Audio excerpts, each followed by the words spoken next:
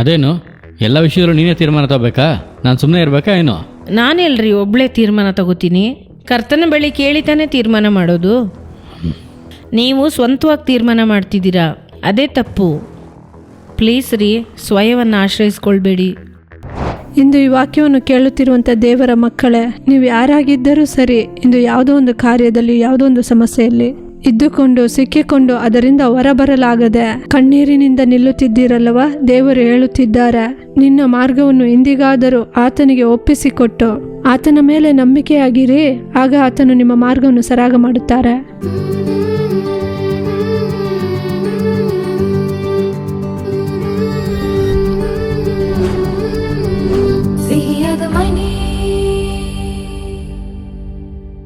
ಪ್ರೀತಿಯ ಹೃದಯಗಳಿಗೆ ನಮ್ಮ ಪ್ರೀತಿಯ ವಂದನೆಗಳು. ಈ ಸಿಹಿಯಾದ ಮನೆ ಕಾರ್ಯಕ್ರಮದ ಮೂಲಕ ನಿಮ್ಮೆಲ್ಲರನ್ನ ಸಂಧಿಸುವುದು ನಮಗೆ ಬಹಳ ಸಂತೋಷ. ಕುಟುಂಬದಲ್ಲಿ ರಕ್ಷಣೆಯ ಸಂತೋಷ, ಯೇಸು ಕ್ರಿಸ್ತನು ಕೊಡುವಂತ ನಿಜವಾದ ಸಮಾಧಾನ ಉಂಟಾಗಬೇಕು ಎಂಬ ಒಂದು ದೊಡ್ಡ ಉದ್ದೇಶದಿಂದ ಈ ಕಾರ್ಯಕ್ರಮ ಪ್ರಸಾರವಾಗುತ್ತಾ ಇದೆ. ಈ ಕಾರ್ಯಕ್ರಮವನ್ನ ನೋಡಿ ನೀವು ನಮ್ಮನ್ನ ಪ್ರೋತ್ಸಾಹ ಪಡಿಸುತ್ತಾ ಇರುವುದಕ್ಕಾಗಿ ದೇವರಿಗೆ ವಂದನೆ ಹೇಳುತ್ತೇವೆ. ಈ ದಿನ ಸ್ವಯವನ್ನು ಆಶ್ರಯಿಸಿಕೊಳ್ಳಬೇಡ ಎಂಬ ಶೀರ್ಷಿಕೆಯಲ್ಲಿ ಕಾರ್ಯಕ್ರಮಗಳನ್ನ ನೋಡಲಿದ್ದೇವೆ. ಈ ಕಾರ್ಯಕ್ರಮವನ್ನ ನೋಡುತ್ತಾ ಇರುವಂತ ನೀವು ಒಂದು ವೇಳೆ ನನ್ನ ಜೀವಿತದಲ್ಲಿ ಮಾತ್ರ ಯಾಕೆ ಇಷ್ಟು ನಷ್ಟ, ನನ್ನ ಪ್ರಯಾಸಗಳೆಲ್ಲ ವ್ಯರ್ಥವಾಗಿ ಹೋಯ್ತಲ್ಲ, ನನ್ನ ಬಿಸ್ನೆಸ್ ನಲ್ಲಿ ಯಾಕೆ ಇಷ್ಟು ನಷ್ಟ, ವ್ಯವಸಾಯದಲ್ಲಿ ಯಾಕೆ ಇಷ್ಟು ನಷ್ಟ ಎಂಬುದಾಗಿ ಒಂದು ವೇಳೆ ನೀವು ಕಂಗಾಲಾಗಿ ಈ ಕಾರ್ಯಕ್ರಮವನ್ನ ನೋಡುತ್ತಾ ಇರಬಹುದು. ಸ್ವಲ್ಪ ಯೋಚಿಸಿ ನೋಡಿರಿ, ನಿಮ್ಮ ಪ್ರಯಾಸಗಳನ್ನ, ನಿಮ್ಮ ಪ್ರಯತ್ನಗಳನ್ನ ಕರ್ತನ ಮುಂದೆ ಇಟ್ಟು ಮಾಡಿದೀರಾ ಅಥವಾ ನಿಮ್ಮ ಸ್ವಂತ ಬಲವನ್ನ ಆಶ್ರಯಿಸಿ ಮಾಡಿದ್ದೀರಾ ಎಂಬುದಾಗಿ. ನನಗೆ ಬಲ ಇದೆ, ಜ್ಞಾನ ಇದೆ, ಆಸ್ತಿ ಇದೆ, ಇದನ್ನ ಮಾಡಲು ಜನರು ಇದ್ದಾರೆ, ನನ್ನಿಂದ ಎಲ್ಲವೂ ಸಾಧ್ಯ ಎಂಬಂತಹ ನಿಮ್ಮ ಸ್ವಯತಾನೇ ನಿಮ್ಮನ್ನು ಈ ಒಂದು ಅವಸ್ಥೆಗೆ ತಂದು ನಿಲ್ಲಿಸಿದೆ. ನನ್ನಿಂದ ಏನು ಸಾಧ್ಯವಿಲ್ಲಪ್ಪ ಎಂಬುದಾಗಿ ಯೇಸುವಿನ ಬಳಿ ನಾವು ಇಂದು ಒಪ್ಪಿಸಿಕೊಟ್ಟು ಪ್ರಾರ್ಥಿಸಲಿದ್ದೇವೆ. ರಾತ್ರಿ ಪೂರ್ತಿ ತನ್ನ ಸ್ವಂತ ಬಲದಿಂದ ಪ್ರಯಾಸಪಟ್ಟ ಪೇತ್ರನಿಗೆ ಒಂದೇ ಒಂದು ಮೀನು ಕೂಡ ಸಿಗಲಿಲ್ಲ. ಸೋತು ಹೋಗಿ ತನ್ನ ದೋಣಿಯನ್ನ ಯೇಸುವಿಗೆ ಕೊಟ್ಟನು. ಬಲೆಯು ಅರಿತು ಹೋಗುವಂತ, ದೋಣಿಯು ತುಂಬುವಂತ ಮೀನುಗಳಿಂದ ಯೇಸು ಅವನನ್ನ ಆಶೀರ್ವದಿಸಿದನು. ಇಂದು ನಾವು ನಮ್ಮ ಸ್ವಯವನ್ನು ಕೂಡ ಯೇಸು ಕ್ರಿಸ್ತನ ಶಿಲುಬೆಯ ಅಡಿಯಲ್ಲಿ ಇಟ್ಟು ನನ್ನಿಂದ ಏನು ಸಾಧ್ಯವಿಲ್ಲಪ್ಪ ಎಂಬುದಾಗಿ ಒಪ್ಪಿಸಿಕೊಟ್ಟು ಯೇಸುವನ್ನೇ ನಂಬಿ ಕಾರ್ಯಗಳನ್ನ ಮಾಡೋಣ. ನಿಶ್ಚಯವಾಗಿ ಜಯ ನಮ್ಮನ್ನ ಹುಡುಕಿ ಬರುತ್ತದೆ. ಈಗ ನಾವು ಜ್ಯೋತಿಕ ನಾಟಕವನ್ನ ನೋಡೋಣವಾ?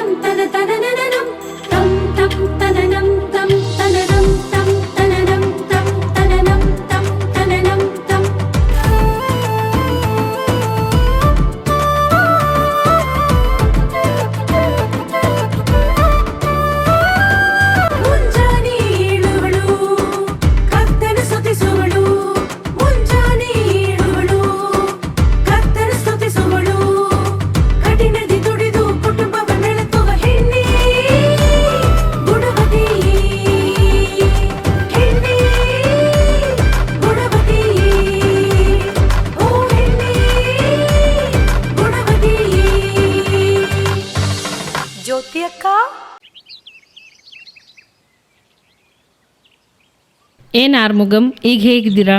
ಇವಾಗ ಚೆನ್ನಾಗಿದ್ದೀನಕ್ಕ. ಇವಾಗ್ಲೂ ಮರದ ಕೆಳಗಡೆ ಇಸ್ಪಿಟ್ಟಾಡ್ತೀರಾ ಏನು? ಅಯ್ಯೋಯ್ಯೋ, ಆತರ ಏನಿಲ್ಲಕ್ಕ. ಇವಾಗ ನಾನಲ್ಲಿ ಆಡಕ್ಕೆ ಹೋಗೋದಿಲ್ಲಕ್ಕ. ಗೊತ್ತಲ್ಲ, ಇವಾಗ ಆನ್ಲೈನ್ ರಮ್ಮಿ ತಾನೇ ಆಡ್ತಿದ್ದೀರಾ? ಅಯ್ಯೋ ಎಲ್ಲಕ್ಕ, ಗೌರ್ಮೆಂಟ್ ಇವಾಗ ಎಲ್ಲದನ್ನು ಬ್ಯಾನ್ ಮಾಡೋರಲ್ಲ. ಏನು? ಇಲ್ಲ, ಇವಾಗ ನಾನು ಆಡ್ಬೇಕು ಅಂದ್ಕೊಂಡ್ರು ಆಟ ಆಡಕ್ಕಾಗಲ್ವಲ್ಲಕ್ಕ, ಅದನ್ನೇ ಹೇಳ್ದೆ ಅಕ್ಕ. ಬರುವಂಥ ಸಂಬಳನ ಮನೆಗೆ ತಗೊಂಡೋಗಿ ಹೆಂಡತಿ ಮಕ್ಳಿಗೆ ಕೊಡಿ. ಅನವಶ್ಯಕ ವಿಷಯಗಳಿಗೆಲ್ಲ ಖರ್ಚು ಮಾಡಬೇಡಿ. ನಾನೆಲ್ಲಕ್ಕ ವ್ಯರ್ಥವಾಗಿ ಖರ್ಚು ಮಾಡಕ್ಕೆ ಹೋಗ್ತೀನಿ, ಅದೇ ನನ್ನ ಎಳ್ಕೊಂಡೋಗ್ಬಿಡುತ್ತಕ್ಕ.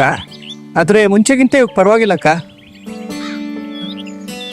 ನೀವು ಮನೆಗೆ ಬಂದೋದ್ಮೇಲೆ ಮನೆಯೊಳಗೂ ಒಳ್ಳೆ ಬದಲಾವಣೆ ಬಂದೈತಕ್ಕ. ಚಿಂತೆ ಮಾಡಬೇಡಿ ಆರ್ಮುಗಂ, ಬೇಗ ಎಲ್ಲ ಬದಲಾಗುತ್ತೆ. ನೀವು ಬದಲಾಗ್ತೀರಾ. ಸರಿ ಅಕ್ಕ, ನಾನು ಬರ್ತೀನಿ. ಸರಿ, ಹೋಗಿ ಬರ್ತೀನಿ.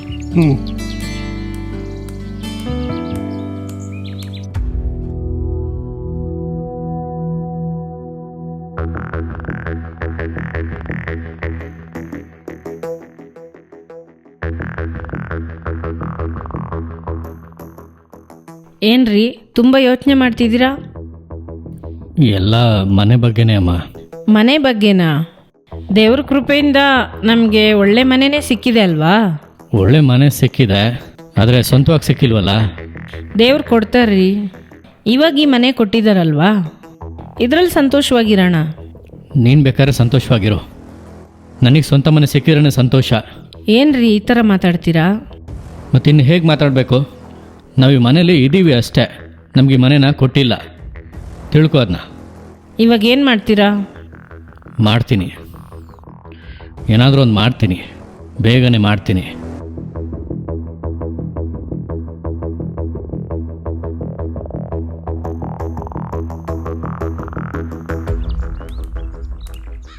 ಏನಣ್ಣ, ಹೊಸ ಮನೆಗೆ ಹೋದ್ಮೇಲೆ ಗೆಟಪ್ ಎಲ್ಲ ಬದಲಾಗ್ಬಿಡ್ತು. ಹೌದಣ್ಣ, ನನ್ನ ಯಾಕೆ ಅರ್ಜೆಂಟಾಗಿ ನೋಡಕ್ ಬರಕ್ ಹೇಳಿದ್ರಿ? ಅಂಗಡಿಗೆ ಬೇರೆ ಬರಲಿಲ್ಲ? ಇಲ್ಲಪ್ಪ, ನನ್ನ ಮನಸ್ಸಲ್ಲಿ ನೀನು ಹೇಳಿದಾಗೆ ಓಡ್ತಾನೇ ಇದೆ. ನಾನೇನು ಹೇಳ್ದೆ ಅಣ್ಣ? ಬಾಡಿಗೆ ಮನೇಲಿದ್ರೆ ಅದು ಯಾವತ್ತೂ ಬಾಡಿಗೆ ಮನೆನೇ, ಸ್ವಂತ ಮನೆ ಆಗಲ್ಲ ಅಂತ ಹೇಳ್ದಲ್ಲಪ್ಪ. ಅದಕ್ಕೆ ಏನಣ್ಣ ಇವಾಗ? ಅದಕ್ಕೆ ಸ್ವಂತ ಮನೆ ತಗೊಳ್ಳೋಣ ಅನ್ಕೋತಾ ಇದ್ದೀನಿ. ಸ್ವಂತ ಮನೆನಾ? ಹೌದಪ್ಪ. ಸರಿ ಅಣ್ಣ, ಎಲ್ಲಾದ್ರೂ ಸ್ವಂತಕ್ಕೆ ಜಾಗ ತಗೊಂಡಿದ್ದೀರಾ? ಇಲ್ಲಪ್ಪ. ನೀವು ಅಪಾರ್ಟ್ಮೆಂಟಲ್ಲಿ ಮನೆ ತಗೋತೀನಿ ಅಂದ್ರು ಕನಿಷ್ಠ 20 ಲಕ್ಷ ಆಗುತ್ತೆ. ಹಾಂ, ಅಷ್ಟೊಂದಾಗುತ್ತಾ? ಖಂಡಿತ ಅಣ್ಣ, ನಾನು ಹೇಳ್ತಾ ಇರೋದು ಮಿನಿಮಮ್ ಅಷ್ಟಾಗುತ್ತೆ. ಸರಿ ಅಣ್ಣ, ಏನಾದರೂ ಮಾಡೋಣ, ನಾನು ವಿಚಾರಿಸ್ಬಿಟ್ಟು ಹೇಳ್ತೀನಿ ನಿಮಗೆ. ಸರಿಯಪ್ಪ. ಏನಪ್ಪ ಸ್ವಲ್ಪ ದಿನದಿಂದ ನೋಡ್ತಾ ಇದ್ದೀನಿ, ಯೋಚನೆ ಮಾಡ್ತಾನೆ ಇದ್ದೀರಾ? ನಾವೂ ಒಂದು ಸ್ವಂತ ಮನೆಗೆ ಹೋಗೋಣ ಅಂತ ನೋಡ್ತಾ ಇದೀವಮ್ಮ. ಸ್ವಂತ ಮನೆನಾ? ಯಾಕಪ್ಪ ನಿಮ್ಗೆ ದಿಢೀರಂತ ಈ ಆಸೆ? ದಿಢೀರಂತ ಅಲ್ಲಮ್ಮ, ತುಂಬ ದಿನದಿಂದ ಮನಸ್ಸಲ್ಲಿದ್ದು ಓಡ್ತಾನೆ ಇದೆ. ತುಂಬ ದಿನದಿಂದ ಅನ್ನಿಸ್ತಿದೆಯಾ? ಇದು ಅಮ್ಮಗೆ ಗೊತ್ತಾ? ಯಾಕೆ? ಎಲ್ಲದೂ ನಿಮ್ಮ ಅಮ್ಮನ ಹತ್ರ ಕೇಳೇ ಮಾಡಬೇಕಾ ಏನೋ? ನನಗೆಂತ ಸ್ವಂತ ಬುದ್ಧಿ ಇಲ್ವಾ? ಯಾಕಪ್ಪ ಈ ಥರ ಕೋಪ ಮಾಡ್ಕೋತಿದ್ದೀರಾ? ಮತ್ತಿನ್ನೇನಮ್ಮ, ಈ ಮನೇಲಿ ತೀರ್ಮಾನ ಮಾಡೋಕೆ ನನಗೆ ಅಧಿಕಾರ ಇಲ್ವಾ ಏನೋ? ಇದೇ ಅಪ್ಪ, ನಿಮಗಿಲ್ದೆ ಹೇಗಿರುತ್ತೆ? ಆದರೆ ಏನಮ್ಮ, ಸಂಪಾದನೆ ಮಾಡೋದು ನಾನು, ತೀರ್ಮಾನ ಮಾಡೋದು ನಿಮ್ಮ ಅಮ್ಮನ? ಅಪ್ಪ, ಇವಾಗ ನೀವು ಕೋಪದಲ್ಲಿದ್ದೀರಾ, ನಾನು ಆಮೇಲೆ ಮಾತಾಡ್ತೀನಿ.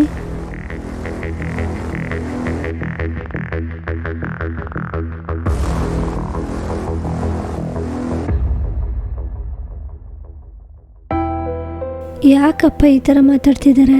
ತಪ್ಪಾಗಿ ಏನು ಮಾಡಿಬಿಡ್ಬಾರ್ದು.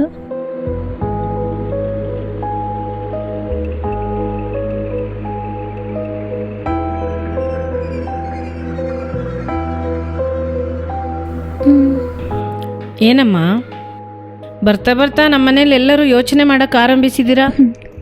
ಆ ರೀತಿ ಏನು ಇಲ್ಲಮ್ಮ. ಅಪ್ಪ ತುಂಬ ಕೋಪದಲ್ಲಿದ್ದರು, ಅದಕ್ಕೆ ಯೋಚನೆ ಮಾಡ್ತಿದ್ದೀನಿ. ಕೋಪವಾಗಿದ್ರಾ?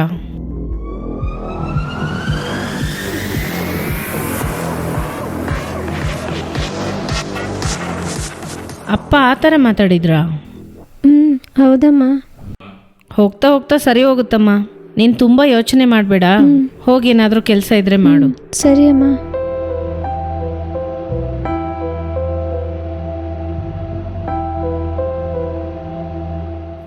ತಮ್ಮ ಏನಾದರೂ ಟ್ರೈ ಮಾಡಿ ನೋಡಿದ್ರಾ? ಪ್ರಯತ್ನ ಮಾಡಿ ನೋಡಿದೆ ಅಣ್ಣ, ಆದರೆ ಏನೂ ಸಿಗಲಿಲ್ಲ. ಅಮೌಂಟ್ ಬೇರೆ ದೊಡ್ಡದಲ್ವಾ, ತುಂಬಾ ರೂಲ್ಸು. ನಿಮಗೆ ಜಾಗನೋ ಮನೆನೋ ಯಾವುದಾದ್ರೂ ಒಂದಿದ್ರೂ ಕೂಡ ಲೋನ್ ಸಿಗೋ ಸಾಧ್ಯತೆ ಇತ್ತು, ಆದರೆ ಇದಕ್ಕೆ ಬೇರೆ ಮಾರ್ಗನೇ ಇಲ್ವಾ? ಇರುತ್ತೆ ಅಣ್ಣ, ನೋಡೋಣ. ತಮ್ಮ, ನೀವು ತಾನೇ ಹೇಳಿದ್ರಿ ಸ್ವಂತ ಮನೆ ತಗೊಳಕ್ಕೆ ಹೆಲ್ಪ್ ಮಾಡ್ತೀನಿ ಅಂತ. ಹೇಳಿದೆ, ಇವಾಗಲೂ ಹೇಳ್ತಾ ಇದ್ದೀನಿ, ನನ್ನಿಂದ ಆಗೋ ಸಹಾಯನ ಖಂಡಿತ ಮಾಡ್ತೀನಿ. ಸರಿ, ಹಾಗಾದರೆ.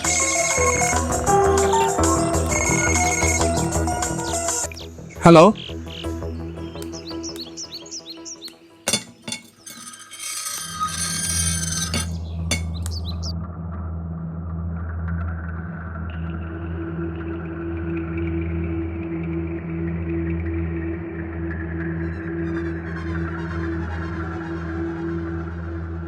ಏನ್ರಿ, ಯಾರ್ರೀ ಅವರು?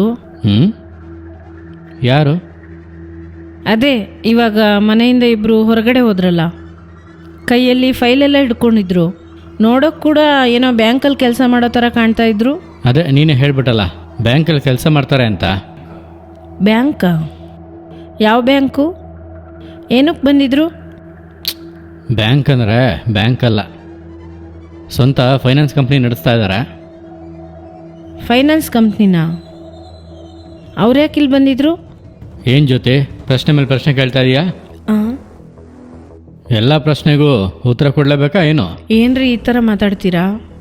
ಮತ್ತಿನ್ನೇನು ಮಾತಾಡಬೇಕು? ನೀನು ಕೇಳೋ ಪ್ರಶ್ನೆಗಳ ನಾನು ಉತ್ತರ ಕೊಡಬೇಕಾ ಏನು? ಹೌದು, ಖಂಡಿತ ಹೇಳಬೇಕು. ಯಾಕೆಂದರೆ ನಾನು ನಿಮ್ಮ ಹೆಂಡ್ತಿ. ಅದೇನು ಎಲ್ಲ ವಿಷಯದಲ್ಲೂ ನೀನೇ ತೀರ್ಮಾನ ತಗೋಬೇಕಾ? ನಾನು ಸುಮ್ಮನೆ ಇರಬೇಕಾ ಏನು? ನಾನೆಲ್ರಿ ಒಬ್ಬಳೇ ತೀರ್ಮಾನ ತಗೋತೀನಿ? ಕರ್ತನ ಬಳಿ ಕೇಳಿ ತಾನೇ ತೀರ್ಮಾನ ಮಾಡೋದು. ನೀವು ಸ್ವಂತವಾಗಿ ತೀರ್ಮಾನ ಮಾಡ್ತಿದ್ದೀರಾ, ಅದೇ ತಪ್ಪು. ಪ್ಲೀಸ್ ರೀ, ಸ್ವಯವನ್ನು ಆಶ್ರಯಿಸ್ಕೊಳ್ಬೇಡಿ. ಸತ್ಯವೇದದಲ್ಲಿ ಶರೀರವನ್ನು, ಶರೀರದ ಬಲವನ್ನು ನಂಬಬೇಡಿ ಅಂತ ಹೇಳಿದೆ. ನಾವು ದೇವರ ಮಕ್ಕಳು, ಯಾವತ್ತೂ ಸ್ವಯವನ್ನು ಆಶ್ರಯಿಸ್ಕೊಳ್ಬಾರ್ದು, ಸ್ವಯದಲ್ಲಿ ತೀರ್ಮಾನ ಮಾಡಬಾರ್ದು.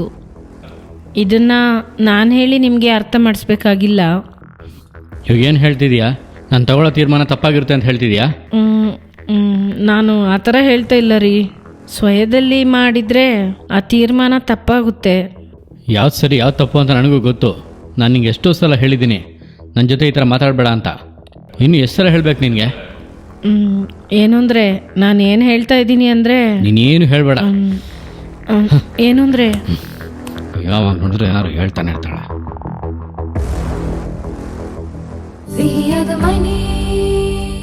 ಏನು ವೀಕ್ಷಕರೇ, ಜ್ಯೋತಿಕ ನಾಟಕವನ್ನ ನೋಡಿದೀರಾ? ಅವರು ಸ್ವಂತ ಬಲವನ್ನ ಆಶ್ರಯಿಸಿಕೊಂಡು ಎಲ್ಲವನ್ನೂ ಮಾಡಿದ್ದರಿಂದ ಅವರು ಪಟ್ಟ ಪ್ರಯಾಸಗಳೆಲ್ಲ ವ್ಯರ್ಥವಾಯಿತು. ಒಂದು ವೇಳೆ ನೀವು ಕೂಡ ನಿಮ್ಮ ಸ್ವಯವನ್ನ ಆಶ್ರಯಿಸಿಕೊಂಡು ಕಾರ್ಯವನ್ನು ಮಾಡಿದ್ದರಿಂದ ದೇವರ ಅನೇಕ ಆಶೀರ್ವಾದಗಳನ್ನ ಕಳೆದುಕೊಂಡಿರಬಹುದು. ದೇವರ ಬಳಿ ಇಂದು ನಾವು ಒಪ್ಪಿಸಿಕೊಟ್ಟು ಪ್ರಾರ್ಥಿಸಲಿದ್ದೇವೆ. ಕರ್ತನು ನಿಶ್ಚಯವಾಗಿ ನಿಮಗೆ ಸಹಾಯ ಮಾಡುವನು. ಈಗ ಕರ್ತನ ವಾಕ್ಯವನ್ನ ಹಂಚಿಕೊಂಡು ನಿಮಗಾಗಿ ಪ್ರಾರ್ಥಿಸಲು ಸಹೋದರಿ ಅನಿತಾ ಬಾನು ಅವರು ಸಿದ್ಧರಾಗಿದ್ದಾರೆ. ಪ್ರಾರ್ಥನೆಯೊಂದಿಗೆ ದೇವರ ಸಂದೇಶ ಕೇಳಿರಿ. ಕರ್ತನು ನಿಶ್ಚಯವಾಗಿ ನಿಮ್ಮನ್ನು ಆಶೀರ್ವದಿಸುವನು.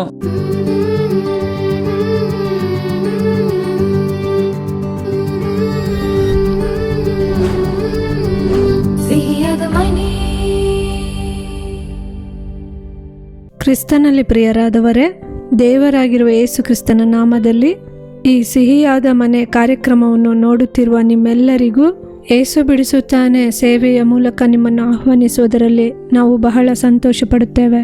ಈ ದಿನದ ಕಾರ್ಯಕ್ರಮವು ನಿಮಗೆ ಆಶೀರ್ವಾದವಾಗಿತ್ತೆಂದು ನಾವು ನಂಬುತ್ತೇವೆ. ಪ್ರಿಯರಾದವರೇ, ಈ ದಿನದಲ್ಲಿ ನಾವು ಧ್ಯಾನಿಸುವಂಥ ವಾಕ್ಯ ಏನೆಂದರೆ, ಸ್ವಯವನ್ನು ಆಶ್ರಯಿಸಬೇಡ, ಸ್ವಯವನ್ನು ಆಶ್ರಯಿಸಬೇಡ. ಇದರ ಅಡಿಪಾಯದಲ್ಲೇ ಸತ್ಯವೇದವನ್ನು ನಾವು ಧ್ಯಾನಿಸಿ ನಮಗಾಗಿ ಪ್ರಾರ್ಥಿಸಲಿದ್ದೇವೆ. ಪ್ರಿಯರಾದವರೇ, ಇಂದು ಅನೇಕರ ಜೀವಿತದಲ್ಲಿ ಯಾಕೆ ಒಂದು ಜಯದ ಜೀವಿತವನ್ನು ಜೀವಿಸಲಾಗಲಿಲ್ಲ? ಹಲವು ವಿಧವಾದ ಸಮಸ್ಯೆಗಳಲ್ಲಿ, ಪಾಡುಗಳಲ್ಲಿ, ಕಷ್ಟಗಳಲ್ಲಿ ನಾವು ಸಿಕ್ಕಿಕೊಂಡು ಅದರಲ್ಲಿ ಬಳಲುತ್ತಿದ್ದೇವೆ. ಯಾಕೆ ಗೊತ್ತಾ? ಸ್ವಯವನ್ನು ಆಶ್ರಯಿಸಿಕೊಳ್ಳುವುದೇ ಕಾರಣ.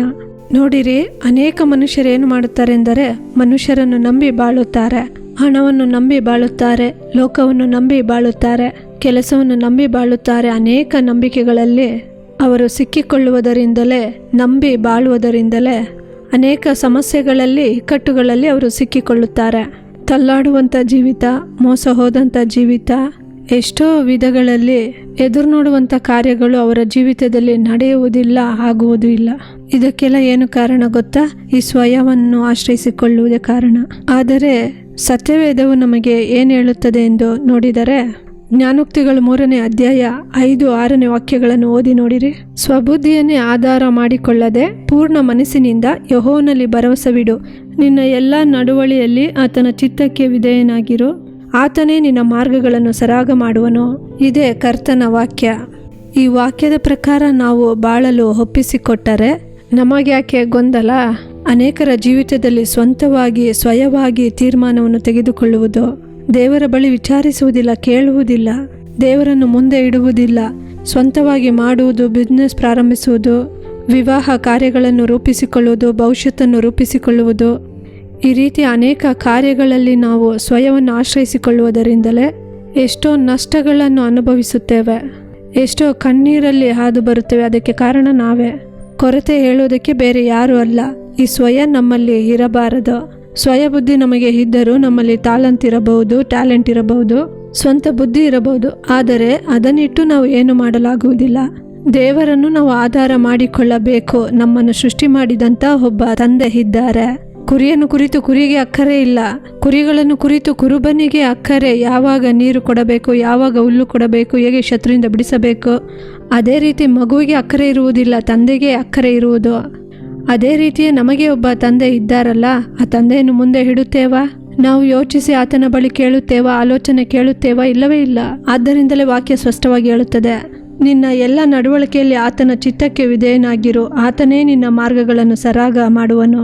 ಇಂದು ಈ ವಾಕ್ಯವನ್ನು ಕೇಳುತ್ತಿರುವಂಥ ದೇವರ ಮಕ್ಕಳೇ, ನೀವು ಯಾರಾಗಿದ್ದರೂ ಸರಿ, ಇಂದು ಯಾವುದೋ ಒಂದು ಕಾರ್ಯದಲ್ಲಿ, ಯಾವುದೋ ಒಂದು ಸಮಸ್ಯೆಯಲ್ಲಿ ಇದ್ದುಕೊಂಡು ಸಿಕ್ಕಿಕೊಂಡು ಅದರಿಂದ ಹೊರಬರಲಾಗದೆ ಕಣ್ಣೀರಿನಿಂದ ನಿಲ್ಲುತ್ತಿದ್ದೀರಲ್ಲವ, ದೇವರು ಹೇಳುತ್ತಿದ್ದಾರೆ, ನಿನ್ನ ಮಾರ್ಗವನ್ನು ಇಂದಿಗಾದರೂ ಆತನಿಗೆ ಒಪ್ಪಿಸಿಕೊಟ್ಟು ಆತನ ಮೇಲೆ ನಂಬಿಕೆಯಾಗಿರಿ, ಆಗ ಆತನು ನಿಮ್ಮ ಮಾರ್ಗವನ್ನು ಸರಾಗ ಮಾಡುತ್ತಾರೆ.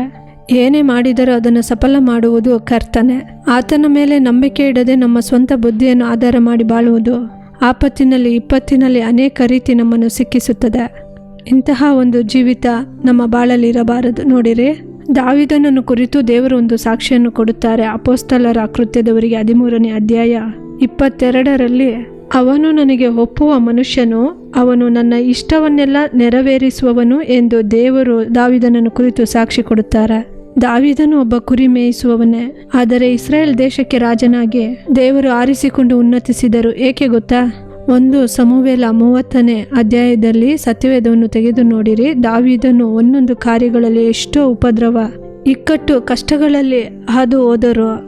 ಆದರೆ ಅದರ ಮಧ್ಯದಲ್ಲಿ ದೇವರನ್ನು ಹಿಡಿದುಕೊಂಡರು. ಅವರು ಅಷ್ಟು ಕಷ್ಟದ ಮಧ್ಯದಲ್ಲೂ, ಇಕ್ಕಟ್ಟಿನ ಮಧ್ಯದಲ್ಲೂ ಅವರು ದೇವರನ್ನು ಹಿಡಿದುಕೊಳ್ಳುತ್ತಾರೆ. ಈ 30ನೇ ಅಧ್ಯಾಯದಲ್ಲಿ ನೀವು ಓದಿ ನೋಡಿದರೆ ಒಂದು ಇಕ್ಕಟ್ಟಿನ ಹಾದಿಯಲ್ಲಿ ದಾವೀದನು ಹಾದು ಹೋಗುತ್ತಾನೆ. ನೋಡಿರಿ, 1 ಸಮುವೇಲ 30ನೇ ಅಧ್ಯಾಯ 4ನೇ ವಾಕ್ಯವನ್ನು ಓದುವಾಗ, ತಮ್ಮ ಹೆಂಡತಿಯರು ಗಂಡು ಹೆಣ್ಣು ಮಕ್ಕಳು ಸೆರೆಯಾಗಿ ಒಯ್ಯಲ್ಪಟ್ಟಿರುವುದನ್ನು ಕಂಡು ಅವರು ತಮ್ಮಿಂದ ಆಗುವಷ್ಟು ಕಾಲ ಗಟ್ಟಿಯಾಗಿ ಅತ್ತರು. ಅಷ್ಟು ಇಕ್ಕಟ್ಟು, ಅಮಲೇಕಿಯರು ಸೆರೆ ಹಿಡಿದುಕೊಂಡು ಹೋದರು. ಎಲ್ಲವನ್ನು, ದಾವೀದನಿಗೆ ಇದ್ದಂಥ ಮಕ್ಕಳು ಹೆಂಡತಿಯರನ್ನು, ಅವನಿಗೆ ಇರುವ ಎಲ್ಲದನ್ನು ಸೆರೆ ಹಿಡಿದುಕೊಂಡು ಹೋದರು. ಬಲ ಇಲ್ಲದಂತೆ ಅಳುತ್ತಾನೆ ದಾವೀದನು. ಅವನು ತುಂಬ ಹತ್ತನು. ಆದರೆ ಅದೇ ಸಮಯದಲ್ಲಿ 6ನೇ ವಾಕ್ಯದಲ್ಲಿ ನೋಡಿರೆ, ಅವನು ಬಲು ಇಕ್ಕಟ್ಟಿನಲ್ಲಿ ಬಿದ್ದನು, ಆದರೂ ಅವನು ತನ್ನ ದೇವರಾದ ಯೆಹೋವನಲ್ಲಿ ತನ್ನನ್ನು ಬಲಪಡಿಸಿಕೊಂಡನು ಎಂದು ಆ ವಾಕ್ಯವು ಹೇಳುತ್ತದೆ. ಆಗ ದಾವೀದನು ಅಷ್ಟು ಇಕ್ಕಟ್ಟಿನಲ್ಲಿದ್ದರೂ ಕರ್ತನಲ್ಲೇ ತನ್ನನ್ನು ಬಲಪಡಿಸಿಕೊಂಡನು. ಕರ್ತನಲ್ಲಿ ತನ್ನನ್ನು ಬಲಪಡಿಸಿಕೊಂಡು ಅವನು ಒಂದು ಕಾರ್ಯವನ್ನು ಮಾಡುತ್ತಾನೆ. ನೋಡಿರಿ, 8ನೇ ವಾಕ್ಯದಲ್ಲಿ ನಾವು ಓದುವಾಗ, ಆಗ ದಾವೀದನು ಯೆಹೋವನನ್ನು, ನಾನು ಆ ಗುಂಪನ್ನು ಹಿಂದಟ್ಟಬಹುದೋ, ಅದು ನನಗೆ ಸಿಕ್ಕುವುದೋ ಎಂದು ಕೇಳಲು, ಆತನು, ಹಿಂದಟ್ಟು, ಅದು ನಿನಗೆ ಸಿಕ್ಕುವುದು, ನೀನು ಎಲ್ಲವನ್ನೂ ಬಿಡಿಸಿಕೊಂಡು ಬರುವಿ ಎಂದು ಉತ್ತರ ಕೊಟ್ಟನು. ವಾಗ್ದಾನವನ್ನು ದೇವರು ಕೊಟ್ಟ ನಂತರವೇ ಅವನು ಯುದ್ಧಕ್ಕೆ ಹೋಗುತ್ತಾನೆ. ಆಗ ನೋಡಿರಿ, 19ನೇ ವಾಕ್ಯದಲ್ಲಿ ಹೇಳಲ್ಪಟ್ಟಿದೆ, ಅಮಲೇಕ್ಯರು ಒಯ್ದಿದ್ದ ಚಿಕ್ಕ ದೊಡ್ಡ ಒಡವೆಗಳಾಗಲಿ ಗಂಡು ಹೆಣ್ಣು ಮಕ್ಕಳಾಗಲಿ ಒಂದನ್ನೂ ಬಿಡದೆ ಎಲ್ಲವನ್ನೂ ತಿರುಗಿ ತೆಗೆದುಕೊಂಡು ಬಂದನು. ಆಗ ಕರ್ತನ ಬಳಿ ಅವನು ವಿಚಾರಿಸುತ್ತಾನೆ, ಇಕ್ಕಟ್ಟಿನಲ್ಲಿರುವುದು ನಿಜವೇ? ಕಷ್ಟದ ಹಾದಿಯಲ್ಲಿರುವುದು ನಿಜವೇ? ಸಮಸ್ಯೆಗಳ ಮಧ್ಯದಲ್ಲಿ ಇರುವುದು ನಿಜವೇ? ಒಂದು ಇಕ್ಕಟ್ಟಾದ ಪರಿಸ್ಥಿತಿಯಲ್ಲಿ ಹೋಗುವುದು ನಿಜವೇ? ಆದರೆ ದಾವೀದನು ಆ ಸಮಯದಲ್ಲಿ ಕೂಡ ಕರ್ತನನ್ನು ನಂಬಿದನು, ಕರ್ತನನ್ನು ನಂಬಿ ಬಾಳಿದನು. ಆದ್ದರಿಂದಲೇ ದೇವರು ಸಾಕ್ಷಿಯನ್ನು ಕೊಡುತ್ತಿದ್ದಾರೆ. ದಾವೀದನು ಕಷ್ಟಪಡುವಾಗ ನೋಡಿರಿ, ಕೀರ್ತನೆಗಳು 121 ಮೊದಲ 2 ವಾಕ್ಯಗಳನ್ನು ನೋಡಿರಿ. ದಾವೀದನು ಒಬ್ಬ ರಾಜ, ಆದರೂ ಹೇಳುತ್ತಾನೆ, ನಾನು ಕಣ್ಣೆತ್ತಿ ಪರ್ವತಗಳ ಕಡೆಗೆ ನೋಡುತ್ತೇನೆ, ನನ್ನ ಸಹಾಯವು ಎಲ್ಲಿಂದ ಬರುವುದು? ಭೂಮಿ ಆಕಾಶಗಳನ್ನು ನಿರ್ಮಿಸಿದ ಯೆಹೋವನಿಂದಲೇ ನನ್ನ ಸಹಾಯವು ಬರುತ್ತದೆ ಎಂದು ಹೇಳುತ್ತಿದ್ದಾನೆ. ಆಗ ಅವನ ಹೃದಯ, ಅವನು ರಾಜನಾಗಿದ್ದಾನೆ, ಎಷ್ಟೋ ಸೈನ್ಯ ಬಲ, ಹಣ ಬಲ, ಜನ ಬಲ, ಇಲ್ಲ ನಾನೊಬ್ಬ ದೊಡ್ಡ ರಾಜ ಎಂಬ ಬಲ ಅವನಲ್ಲಿ ಇದ್ದಿರಬಹುದು. ಆದರೆ ನೋಡಿರಿ ಏನು ಹೇಳುತ್ತಾರೆ, ರಾಜನಾಗಿ ಉನ್ನತಿಸಲ್ಪಟ್ಟಂತ ಪರಿಸ್ಥಿತಿಯಲ್ಲಿಯೂ ಅವನ ಹೃದಯವು ಕರ್ತನನ್ನು ದೃಷ್ಟಿಸಿತು, ಕರ್ತನನ್ನೇ ಆಶ್ರಯಿಸಿಕೊಂಡಿತು. ಇಂದು ನಮ್ಮ ಜೀವಿತ ಹೇಗಿದೆ ಯೋಚಿಸಿರಿ, ಸ್ವಲ್ಪ ಯೋಚಿಸಿ ನೋಡಿರಿ. ಇಂದು ಈ ವಾಕ್ಯಗಳನ್ನು ಕೇಳುತ್ತಿದ್ದೀರಲ್ಲ, ಈ ವಾಕ್ಯಗಳನ್ನು ಗಮನಿಸುತ್ತಿದ್ದೀರಲ್ಲವಾ? ಯೋಚಿಸಿ ನೋಡಿರಿ, ಯಾವುದರ ಆಧಾರ ಮೇಲೆ ಇದ್ದೀರಿ? ಹೇಗೆ ಬಾಳುತ್ತಿದ್ದೀರಿ? ನಿಮ್ಮ ಹೃದಯ ದೇವರನ್ನು ಹುಡುಕುತ್ತಿದೆಯಾ? ನಿಮ್ಮ ಹೃದಯ ದೇವರನ್ನು ಆಧಾರ ಮಾಡಿಕೊಂಡಿದೆಯಾ? ಇಲ್ಲವಾ? ಇಂದು ಎಲ್ಲವನ್ನು ನಷ್ಟಪಡಿಸಿಕೊಂಡು ಕಣ್ಣೀರಲ್ಲಿ ನಿಲ್ಲುವುದಕ್ಕೆ ಕಾರಣ ದೇವರನ್ನು ಆಧಾರ ಮಾಡಿ ನಿಲ್ಲದೆ ಇರುವುದೇ. ಈ ಮನುಷ್ಯರನ್ನು ಆಧಾರ ಮಾಡಿಕೊಳ್ಳುವುದು, ಲೋಕವನ್ನು ಆಧಾರ ಮಾಡಿಕೊಳ್ಳುವುದು, ಯಾವುದೋ ಒಂದನ್ನು ಆಧಾರ ಮಾಡಿಕೊಳ್ಳುವುದು. ನನಗೆ ಅವರಿದ್ದಾರೆ, ಇವರಿದ್ದಾರೆ, ಆ ರೀತಿ ಆಧಾರ ಮಾಡಿ ಮಾಡಿ ಬಾಳುವುದರಿಂದಲೇ ಕರ್ತನನ್ನು ಆಧಾರ ಮಾಡಿಕೊಳ್ಳಲು ಮನಸ್ಸಿಲ್ಲ, ಹೃದಯವಿಲ್ಲ. ಆದ್ದರಿಂದಲೇ ನಷ್ಟವಾಗುತ್ತಿದ್ದೇವೆ. ಇಂದು ಈ ವಾಕ್ಯವನ್ನು ಕೇಳುತ್ತಿರುವ ದೇವರ ಮಕ್ಕಳೇ, ನೀವು ಯಾರಾಗಿದ್ದರೂ ಸರಿ, ದೇವರಿಗೆ ನಿಮ್ಮ ಬಾಳನ್ನು ಒಪ್ಪಿಸಿಕೊಟ್ಟು ಪ್ರಾರ್ಥಿಸಿರಿ. ಅದೇ ವಾಕ್ಯ ಹೇಳುತ್ತದೆ. ನೋಡಿರಿ, ಏಷಯ್ಯ 58ನೇ ಅಧ್ಯಾಯ 11ನೇ ವಾಕ್ಯದಲ್ಲಿ ನೋಡಿರಿ, ಯೆಹೋವನು ನಿಮ್ಮನ್ನು ನಿತ್ಯವೂ ನಡೆಸುತ್ತಾ ಕರ್ತನು ಪ್ರತಿದಿನವೂ ನಿಮ್ಮನ್ನು ನಡೆಸುತ್ತಾನೆ. ಈ ವಾಕ್ಯ ಸ್ಪಷ್ಟವಾಗಿ ಹೇಳುತ್ತದೆ. ಕೀರ್ತನೆಗಳು 23 ವಾಕ್ಯ ನೋಡಿರಿ, ನೀತಿಯಾದ ಮಾರ್ಗದಲ್ಲಿ ನಡೆಸುತ್ತಾನೆ. ಇಂದು ಅನೇಕರು ತಪ್ಪಾದ ಹಾದಿಯಲ್ಲಿ, ಕೋಟಿಗಟ್ಟಲೆ ಜನರು ತಪ್ಪಾದ ಹಾದಿಯಲ್ಲಿ ಸಿಕ್ಕಿಕೊಂಡಿದ್ದಾರೆ. ಕುಡಿತ, ಕೋಪ, ವ್ಯಭಿಚಾರ, ಭ್ರಷ್ಟಾಚಾರ, ತನ್ನ ಇಷ್ಟಕ್ಕೆ ಬಂದಂತೆ ಬಾಳುವುದು, ಅದು ಬಾಳ? ಅದೊಂದು ಬಾಳ? ಯೋಚಿಸಿ ನೋಡಿರಿ, ಹೇಗೆ ಬಾಳಬೇಕು ಅದು ಬಾಳ? ಹೀಗೆ ಬಾಳಬೇಕು, ಸಿಸ್ಟಮೆಟಿಕ್ ಆಗಿ ಬಾಳನ್ನು ರೂಪಿಸಬೇಕು. ಅದೇ ಬಾಳು, ಸರಿಯಾದ ಬಾಳು. ದೇವರು ನಮ್ಮೊಂದಿಗೆ ಇರುವುದಿಲ್ಲ. ಆ ನೀತಿಗೆ ಆತನು ದೇವರಲ್ಲ. ನೀತಿಗೆ ದೇವರು, ಪರಿಶುದ್ಧತೆಗೆ ದೇವರು. ಆಗ ನಮ್ಮ ಬಾಳಲ್ಲಿ ಆತನ ರೀತಿ ನಾವು ಬದುಕುವುದಕ್ಕೆ ಕರೆಯಲ್ಪಟ್ಟಿದ್ದೇವೆ. ಇಂದು ಅದಕ್ಕಾಗಿ ದೇವರು ನಿಮ್ಮನ್ನು ಕರೆಯುತ್ತಿದ್ದಾರೆ. ನೀತಿಯ ಮಾರ್ಗದಲ್ಲಿ ಆತನ ನಮ್ಮನ್ನು ನಡೆಸುತ್ತಾನೆ. ಆತನ ಕಟ್ಟುಪಾಟಿನಲ್ಲಿ, ಆತನ ಚಿತ್ತದ ಪ್ರಕಾರ, ಆತನ ಇಷ್ಟದ ಪ್ರಕಾರ ತಂದೆಯ ನಮ್ಮನ್ನು ನಡೆಸುತ್ತಾರೆ ಎಂದು ನಾವು ಮಕ್ಕಳಾಗಿ ಬಿಟ್ಟುಕೊಟ್ಟು, ಆತನನ್ನು ತಂದೆಯಾಗಿ ಇಟ್ಟುಕೊಂಡು ಆತನೊಂದಿಗೆ ನಾವು ನಡೆಯುತ್ತಾ, ಆತನ ಮಕ್ಕಳಾಗಿ ನಾವು ಆತನ ಪಾದದಲ್ಲಿ ಕಾದಿರುವಾಗ ದೇವರು ನಮ್ಮ ನೀತಿಯ ಹಾದಿಯಲ್ಲಿ ನಡೆಸುತ್ತಾರೆ. ಕೀರ್ತನೆಗಳು 48:14 ಓದಿ ನೋಡಿರಿ. ಆತನು ಯುಗ ಯುಗಾಂತರಗಳಲ್ಲಿಯೂ ನಮ್ಮ ದೇವರು, ಮರಣದವರೆಗೂ ಆತನು ನಡೆಸುತ್ತಾನೆ. ಒಂದು ದಿನವೂ ನಮ್ಮನ್ನು ಕೈ ಬಿಡುವುದಿಲ್ಲ. ನೀವು ಈ ಮಾತನ್ನು ಹೇಳುತ್ತೀರಲ್ಲ, ನನಗೆ ಯಾರೂ ಇಲ್ಲ, ನನಗೆ ಯಾರೂ ಇಲ್ಲ, ಎಲ್ಲರೂ ಕೈ ಬಿಟ್ಟು ಬಿಟ್ಟರು ಎಂದು. ಎಲ್ಲರೂ ಕೈ ಬಿಡಲಿ, ಕರ್ತನು ನಿಮ್ಮನ್ನು ಕೈ ಬಿಡುತ್ತೇನೆ ಎಂದು ಹೇಳಿದಾರಾ? ಇಲ್ಲವೇ ಇಲ್ಲ. ಕೈ ಬಿಡದ ದೇವರು ಒಬ್ಬರು ಇರುವಾಗ, ಒಬ್ಬ ದೇವರು ನಮಗೆ ಇರುವಾಗ, ತನ್ನ ಪ್ರಾಣವನ್ನೇ ನಮಗಾಗಿ ಶಿಲುಬೆಯಲ್ಲಿ ಕೊಟ್ಟಾತನು ಇರುವಾಗ ಎಲ್ಲರೂ ಕೈ ಬಿಡಲಿ? ಕರ್ತನನ್ನು ನಂಬಿ ಬಾಳಿರಿ, ಕರ್ತನನ್ನು ಆಶ್ರಯಿಸಿಕೊಂಡು ಬಾಳಿರಿ. ದೇವರು ನಾನು ಕೈ ಬಿಡುತ್ತೇನೆ ಎಂದು ಹೇಳಲಿಲ್ಲವಲ್ಲ. ಮರಣದವರೆಗೂ ನಮ್ಮನ್ನು ನಡೆಸುವಂಥ ಒಬ್ಬ ತಂದೆ ಇದ್ದಾರೆ. ಆತನ ಚಿತ್ತದ ಪ್ರಕಾರ ನಾವು ಇರುವಾಗಲೇ ದೇವರು ನಮ್ಮನ್ನು ನಡೆಸುವುದನ್ನು, ಒಂದು ಕೊರತೆಯೂ ಇಲ್ಲದಂತೆ, ಕಣ್ಣೀರು ಬಿಡದಂತೆ, ಒಂದು ಹೊರೆಯೂ ಇಲ್ಲದಂತೆ ನಮ್ಮನ್ನು ನಡೆಸುವುದನ್ನು ಕಾಣಬಹುದು. ಅದಕ್ಕೆ ನಾವು ಸಾಕ್ಷಿಗಳಾಗಿದ್ದೇವೆ. ದೇವರು ನಮ್ಮನ್ನು ನಡೆಸುತ್ತಿದ್ದಾರೆ, ಇದುವರೆಗೂ ಕೈ ಬಿಡದೆ. ಎಷ್ಟೋ ಕಾರ್ಯಗಳನ್ನು ಹಾದು ಬಂದೆವು, ಆದರೆ ಯಾವುದರಲ್ಲಾದರೂ ದೇವರು ನಮ್ಮನ್ನು ಕೈ ಬಿಟ್ಟರಾ? ಅವಮಾನ ಪಡಲು ಬಿಟ್ಟರಾ? ಇಲ್ಲವೇ ಇಲ್ಲ. ಆತನನ್ನು ನಾವು ದೇವರಾಗಿ ಅಂಗೀಕರಿಸಿದ್ದೇವೆ. ನಾವು ಭಾಗ್ಯವಂತರು. ಯಾರು ಕರ್ತನನ್ನು ಆಶ್ರಯಿಸಿಕೊಂಡು ಬಾಳುತ್ತಾರೋ ಅವರು ಭಾಗ್ಯವಂತರು. ಏಕೆಂದರೆ ದೇವರು ನಮಗಿದ್ದಾರೆ. ಆತನು ನಮ್ಮನ್ನು ಭಾಗ್ಯವಂತರಾಗಿ ನಡೆಸುತ್ತಾರೆ. ಆಗ ಆ ದೇವರಿಗೆ ಇಂದು ಈ ವಾಕ್ಯಗಳನ್ನು ಕೇಳುತ್ತಿರುವ ನೀವು ಒಪ್ಪಿಸಿ ಕೊಡುತ್ತೀರಾ? ಒಂದು ಬಾರಿ ನಿಮ್ಮನ್ನು ಒಪ್ಪಿಸಿ ಕೊಡುತ್ತೀರಾ? ದೇವರ ಹಸ್ತದಲ್ಲಿ ನಾನು ಹೋಗುವುದಿಲ್ಲ, ನನ್ನನ್ನು ಆತನು ನಡೆಸುತ್ತಾನೆ ಎಂದು ಒಪ್ಪಿಸಿ ಕೊಡುವಿರಾ? ಒಪ್ಪಿಸಿ ಕೊಟ್ಟರೆ ಇಂದು ದೇವರು ನಿಮ್ಮ ಬಾಳನ್ನು ಜವಾಬ್ದಾರಿ ತೆಗೆದುಕೊಳ್ಳುತ್ತಾರೆ. ನೀವು ಕಣ್ಣೀರು ಸುರಿಸುವ ಅವಶ್ಯಕತೆ ಇಲ್ಲ, ನೀವು ಚಿಂತೆ ಪಡುವಂಥ ಅವಶ್ಯಕತೆ ಇಲ್ಲ. ದೇವರು ನಿಮ್ಮನ್ನು ನಡೆಸುವುದನ್ನು ನೀವು ನೋಡಬಹುದು. ಇಂದು ನಾವು ಒಪ್ಪಿಸಿಕೊಟ್ಟು ಪ್ರಾರ್ಥಿಸೋಣವಾ ಆ ಯೇಸುವಿನ ಹಸ್ತದಲ್ಲಿ? ಇಂದಿಗಾದರೂ ಒಪ್ಪಿಸಿಕೊಡಿರಿ. ಈ ಮಾತುಗಳನ್ನು ನೀವು ಕೇಳುತ್ತಿದ್ದೀರಲ್ಲ, ಇದುವರೆಗೂ ನಿಮ್ಮ ಬಾಳಲ್ಲಿ ಯೇಸು ಇಲ್ಲದೇ ಇರಬಹುದು. ನೀವು ಆತನಿಗೆ ಜಾಗ ಕೊಡದೇ ಇದ್ದಿರಬಹುದು. ನೀವು ಆತನನ್ನು ದೃಷ್ಟಿಸಿ ಆತನನ್ನು ಕರೆಯಿರಿ. ನೀವು ಕರೆಯಿರಿ, ಆತನು ನಿಮ್ಮ ಬಾಳಲ್ಲಿ ಬರಲಿ. ಆಗ ನಿಮ್ಮ ಬಾಳಲ್ಲಿ ಒಂದು ತಿರುವನ್ನು, ಒಂದು ಬದಲಾವಣೆಯನ್ನು, ನಿಮ್ಮ ಬಾಳು ಬದಲಾಗುವುದನ್ನು, ನಿಮ್ಮ ಬಾಳು ಆಶೀರ್ವದಿಸಲ್ಪಡುವುದು, ನಿಮ್ಮಲ್ಲಿ ಸಮಾಧಾನ ಉಂಟಾಗುವುದನ್ನು ನೀವು ನೋಡುತ್ತೀರಿ. ಇಂದಿಗಾದರೂ ಜಾಗ ಕೊಡಿರಿ. ದೇವರು ನಿಮ್ಮನ್ನು ಕರೆಯುತ್ತಿದ್ದಾರೆ. ಅದಕ್ಕಾಗಿ ತಾನೇ ಆತನು ತನ್ನ ಪ್ರಾಣವನ್ನೇ ಕೊಟ್ಟು ನಿಮ್ಮ ಮೇಲೆ ಪ್ರೀತಿಯನ್ನು ಇಟ್ಟಿದ್ದಾರೆ. ಆತನು ನಿಮ್ಮನ್ನು ಕರೆಯುತ್ತಿದ್ದಾನೆ. ಇಂದು ನಾವು ಒಪ್ಪಿಸಿಕೊಟ್ಟು ಪ್ರಾರ್ಥಿಸೋಣವಾ? ದೇವರ ಸನ್ನಿಧಿಯಲ್ಲಿ ಇಂದಿಗಾದರೂ ಮೊಣಕಾಲಾಕಿ, ದೇವರೇ ನನ್ನ ಹೃದಯದಲ್ಲಿ ಬನ್ನಿ, ನನ್ನ ಮನೆಯೊಳಗೆ ಬನ್ನಿ ಎಂದು ನೀವು ಕೇಳಿರಿ. ನಾವು ಪ್ರಾರ್ಥಿಸೋಣ, ಸರಿನಾ? ತಂದೆಯೇ, ಈ ಸುಂದರವಾದ ಸಮಯಕ್ಕಾಗಿ ನಿಮ್ಮನ್ನು ಸ್ತುತಿಸುತ್ತೇವಪ್ಪ. ಈ ಮಾತುಗಳನ್ನು ಕೇಳುತ್ತಿರುವ ಒಬ್ಬೊಬ್ಬರಿಗಾಗಿ ನಾವು ಪ್ರಾರ್ಥಿಸುತ್ತೇವೆ. ಯಾವುದೋ ಒಂದು ಕಾರ್ಯದಲ್ಲಿ ಬಾಧಿಸಲ್ಪಟ್ಟು, ಯಾವುದೋ ಒಂದು ಸಮಸ್ಯೆಯಲ್ಲಿ ಸಿಕ್ಕಿಕೊಂಡು, ಯಾವುದೋ ಒಂದು ತಪ್ಪಾದ ತೀರ್ಮಾನವನ್ನು ತೆಗೆದುಕೊಂಡು ಹೊರಬರಲಾಗದೆ, ಬಾಳಲು ಆಗುತ್ತಿಲ್ಲ, ಸಾಯಲು ಆಗುತ್ತಿಲ್ಲ ಎಂದು ಹೇಳುವಂಥ ಪರಿಸ್ಥಿತಿಯಲ್ಲಿ ತಳ್ಳಲ್ಪಟ್ಟು ಎಷ್ಟೋ ಜನರು ಭಾರದಿಂದ ಕಣ್ಣೀರಿನೊಂದಿಗೆ ಈ ಮಾತುಗಳನ್ನು ಕೇಳುತ್ತಿದ್ದಾರಪ್ಪ. ಇಂದು ಈ ಕಾರ್ಯಕ್ರಮವನ್ನು ನೋಡುತ್ತಿದ್ದಾರಪ್ಪ. ಇಂದು ಇವರಿಗಾಗಿ ನಿಮ್ಮಲ್ಲಿ ಪ್ರಾರ್ಥಿಸುತ್ತಿದ್ದೇವೆ. ದೇವರೇ, ನಿಮ್ಮನ್ನು ಸ್ತುತಿಸುತ್ತೇವಪ್ಪ.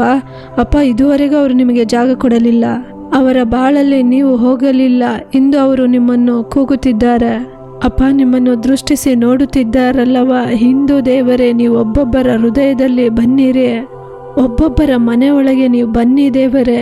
ಅಪ್ಪ, ಒಬ್ಬೊಬ್ಬರ ಯವನಸ್ಥರ ಹೃದಯಗಳಲ್ಲಿ ನೀವು ಬನ್ನಿರಿ ಅಪ್ಪ. ಈ ಸಮಸ್ಯೆಯಿಂದ ಅವರು ಹೊರ ಬರಬೇಕು. ಇವರಿಗೂ ಒಂದು ಬಾಳುಂಟಲ್ಲಪ್ಪ, ಸ್ವಯವನ್ನು ಆಧಾರ ಮಾಡಿ ಬಾಡಿದ್ದು ಸಾಕು ಅಪ್ಪ. ಇಂದು ನಿಮಗಾಗಿ ಬದುಕಬೇಕು ಅಪ್ಪ. ನಿಮ್ಮ ವಾಕ್ಯವನ್ನು ಕೇಳುತ್ತಿರುವಂಥ ಒಬ್ಬೊಬ್ಬರು ಇನ್ನು ಮುಂದೆ ಬರುವಂಥ ಕಾಲದಲ್ಲಿ ಇನ್ನು ಬರುವಂತ ಕಾಲದಲ್ಲಿ ಒಂದು ಭವಿಷ್ಯತ್ತು ಉಂಟಲ್ಲ ಅಪ್ಪ. ಇವರೆಲ್ಲರೂ ನಿಮ್ಮನ್ನು ಆಶ್ರಯಿಸಿಕೊಂಡು ಬಾಳುವಂತೆ ನೀವು ಅವರಿಗೆ ಕೃಪೆ ಮಾಡಿರೆ. ನಿಮ್ಮ ಹಸ್ತದಲ್ಲಿ ಒಪ್ಪಿಸುತ್ತೇವಪ್ಪ. ಕರ್ತನೆ, ನೀವು ಜವಾಬ್ದಾರಿ ತೆಗೆದುಕೊಳ್ಳಿರೆ. ಒಬ್ಬರನ್ನು ಕೂಡ ಬಿಡಬೇಡಿ ದೇವರೇ. ಇವರೆಲ್ಲ ನಿಮ್ಮ ಮಕ್ಕಳಲ್ಲವಾ? ಒಬ್ಬೊಬ್ಬರಿಗಾಗಿ ನಿಮ್ಮ ರಕ್ತ ಸುರಿಸಲ್ಪಟ್ಟಿದೆ. ಇವರು ನಿಮ್ಮನ್ನು ತಿಳಿದಿದ್ದಾರೋ ತಿಳಿಯಲಿಲ್ಲವೋ ಅಪ್ಪ, ಇವರೆಲ್ಲರೂ ನಿಮ್ಮಿಂದ ಸೃಷ್ಟಿಸಲ್ಪಟ್ಟವರಲ್ಲವಾ? ಇವರು ನಿಮ್ಮನ್ನು ಪ್ರೀತಿಸುತ್ತಾರೋ ಇಲ್ಲವೋ? ನೀವು ಅವರನ್ನು ಪ್ರೀತಿಸುತ್ತೀರಲ್ಲಪ್ಪ. ಇವರನ್ನು ಬಿಡಬೇಡಿ ದೇವರೇ, ಬಿಡಬೇಡಿ ಯೇಸುವೆ. ಇವರು ನಾಶವಾಗಿ ಹೋಗುತ್ತಾರಪ್ಪ.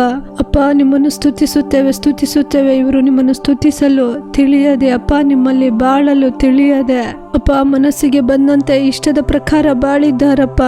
ಅಪ್ಪ, ಇವರ ತಪ್ಪನ್ನು ಕ್ಷಮಿಸಿ, ಇವರ ಕೊರತೆಗಳನ್ನು ಕ್ಷಮಿಸಿರಿ ದೇವರೇ. ನೀವು ಕೃಪೆಯನ್ನು ತೋರಿಸಬೇಕಾಗಿ ನಾವು ಪ್ರಾರ್ಥಿಸುತ್ತೇವಪ್ಪ. ಅಪ್ಪ, ನಮಗೆ ಒಬ್ಬ ತಂದೆ ಇದ್ದಾನೆ ಎಂಬುದನ್ನು ಅವರು ಮರೆತು ಜೀವಿಸಿದ್ದಾರೆ ದೇವರೇ. ಇವರನ್ನು ನೀವು ಕ್ಷಮಿಸಿ ಆಶೀರ್ವದಿಸಿ ಅಪ್ಪ. ಇಂದಿಗಾದರೂ ಒಬ್ಬ ದೇವರಿದ್ದಾರೆ ಎಂಬುದನ್ನು ಅವರು ತಿಳಿದುಕೊಳ್ಳುವಂತೆ ತಮ್ಮನ್ನು ಒಪ್ಪಿಸಿಕೊಟ್ಟು ಬಾಳುವಂತೆ ಮಾಡಿರಿ ಅಪ್ಪ. ಆ ರೀತಿ ಒಪ್ಪಿಸಿಕೊಟ್ಟ ಒಂದೊಂದು ಕುಟುಂಬಗಳಲ್ಲಿ ನೀವು ಬಂದು ಬಿಟ್ಟದ್ದಕ್ಕಾಗಿ ಸ್ತೋತ್ರ ಅಪ್ಪ. ನಮ್ಮ ಪ್ರಾರ್ಥನೆಯನ್ನು ಕೇಳಿದ್ದಕ್ಕಾಗಿ ಸ್ತೋತ್ರ. ಇವರ ಸಮಸ್ಯೆಗಳು ನೀಗಲಪ್ಪ. ಇವರ ಕಣ್ಣೀರು ಬದಲಾಗಲಿ ಕರ್ತನೆ. ನಿಮ್ಮ ಹಸ್ತದಲ್ಲಿ ಒಪ್ಪಿಸುತ್ತೇವೆ. ನೀವು ಜವಾಬ್ದಾರಿ ತೆಗೆದುಕೊಂಡಿದ್ದಕ್ಕಾಗಿ ಸ್ತೋತ್ರ. ನಿಮಗೆ ಮಹಿಮೆ ಸಲ್ಲಿಸುತ್ತೇವೆ. ಯೇಸುವಿನ ನಾಮದಲ್ಲಿ ಪ್ರಾರ್ಥಿಸುತ್ತೇವೆ ಜೀವವುಳ್ಳ ತಂದೆಯೇ, ಆಮೇನ್ ಆಮೇನ್. ಪ್ರಿಯರಾದವರೇ, ಈ ದಿನದ ಕಾರ್ಯಕ್ರಮ ನಿಮಗೆ ಆಶೀರ್ವಾದವಾಗಿತ್ತೆಂದು ನಾವು ನಂಬುತ್ತೇವೆ. ನೀವು ಹೊಂದಿಕೊಂಡ ಮೇಲುಗಳನ್ನ, ಆಶೀರ್ವಾದಗಳನ್ನ ನಮಗೆ ತಿಳಿಸಲು ಮರೆಯಬೇಡಿ. ನಿಮ್ಮ ಪ್ರಾರ್ಥನಾ ಮನವಿಗಳನ್ನು ದೂರವಾಣಿಯ ಮೂಲಕ, ಇಮೇಲ್ ಮೂಲಕ ನಮಗೆ ತಿಳಿಯಪಡಿಸಿರಿ. ನಿಮಗಾಗಿ ಪ್ರಾರ್ಥಿಸಿ ಆಲೋಚನೆ ಕೊಡಲು ಸಹೋದರ ಮೋಹನ್ ಸಿ ಲಾಸರಸ್ ಅವರು ಮತ್ತು ದೇವ ಸೇವಕರುಗಳು ಸಿದ್ಧರಾಗಿದ್ದಾರೆ. ಶನಿವಾರ ಮತ್ತು ಭಾನುವಾರ ದೂರದರ್ಶನ, ಕಂಫರ್ಟರ್, ಡಿಜಿಟಲ್ ಚಾನೆಲ್ ಮತ್ತು ಏಸು ಬಿಡಿಸುತ್ತಾನೆ ಸಾಮಾಜಿಕ ಜಾಲತಾಣಗಳಲ್ಲಿ ಪ್ರಸಾರವಾಗುವ ಪ್ರಾರ್ಥನಾ ಬನ್ನಿ ಕಾರ್ಯಕ್ರಮವನ್ನು ನೋಡಲು ಮರೆಯಬೇಡಿ. ಪುನಃ ಮುಂದಿನ ವಾರ ಇದೇ ಕಾರ್ಯಕ್ರಮದಲ್ಲಿ ಇದೇ ಸಮಯದಲ್ಲಿ ಸಂಧಿಸೋಣ. ಅದುವರೆಗೂ ದೇವರ ಕೃಪೆ ನಿಮ್ಮೊಂದಿಗಿರಲಿ.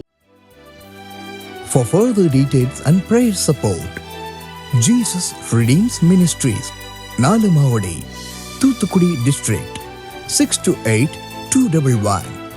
Our phone number 080-3545-4545. God bless you.